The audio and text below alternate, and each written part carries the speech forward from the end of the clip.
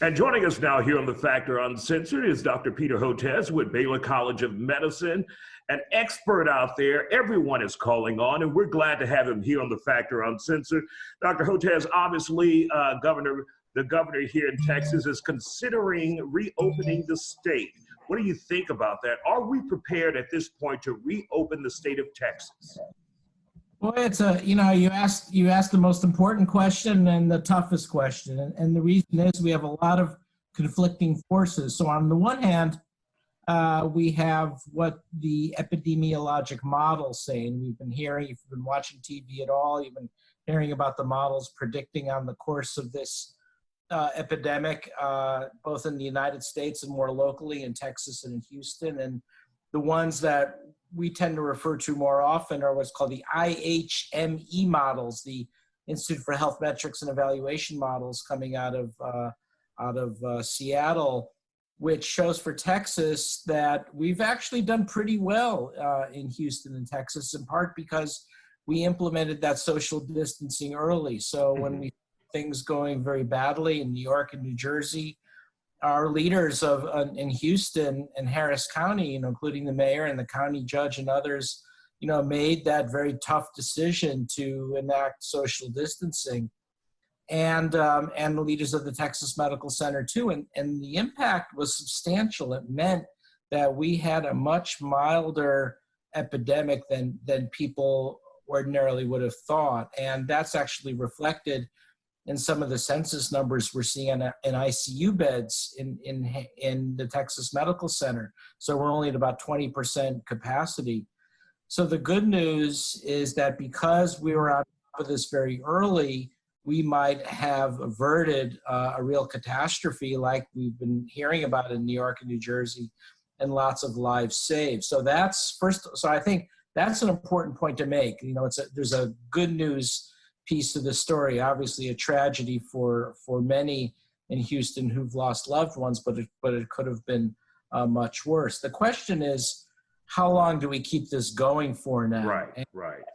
And the not so good news is the same people who are patting us on the back, telling us what a good job we did in Houston, are also telling us, by the way, to totally complete this, we should maintain strict social distancing until June 1st. And at that point, we can then have people in place to do all the contact tracing and to do all of the testing, and then basically prevent a resurgence. And we all know that's not going to happen, right? We're not going to stay indoors for another 5 or 6 weeks. So now we have to talk about, okay, what does the reality look like, and how do we mitigate, how do we manage what the epidemiologists are telling us to do compared to what's the reality?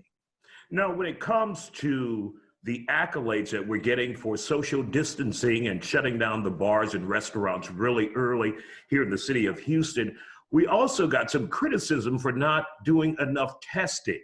And so they ramped that up as of last week.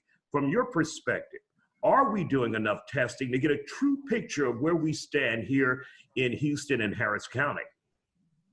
So I did an interview last week, and the interviewer said Texas is dead last in testing in terms of the percentage of our citizens that we're testing. And I said, no, don't embellish. We're not dead last. We're 40.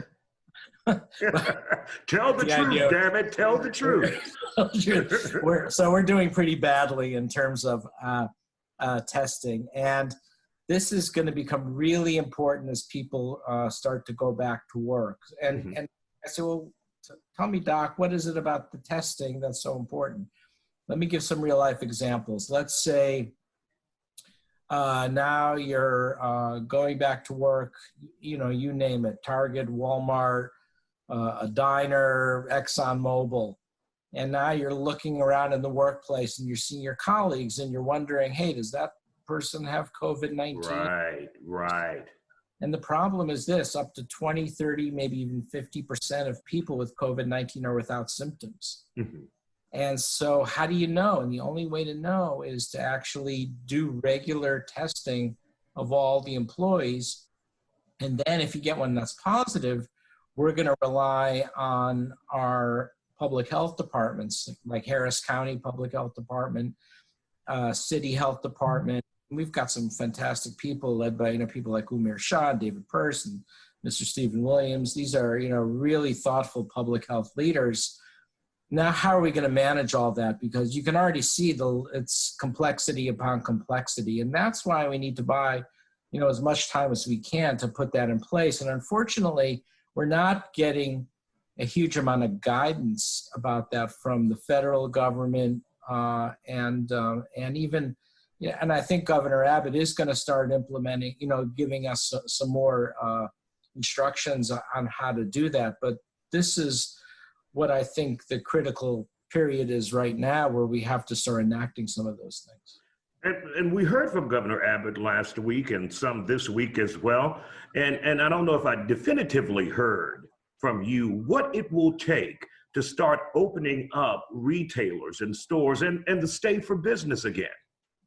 Yeah, so, the governor laid out some really good plans for the economic recovery. The key now is how we link it to the public health recovery, because if you start implementing an economic recovery, getting people back to work, but you don't account for the fact that, because we're doing it earlier than June 1st, people are going to start to get sick. The whole thing could collapse and rebound and hurt us in a very big way. So that's why, we're in discussions with, people like the Office of the Mayor and the County Judge and their health departments and the Texas Medical Center, figuring out how we can protect Houstonians, people in Harris and adjoining counties, so that if we do start seeing cases pop up, we'll be able to manage that. All right.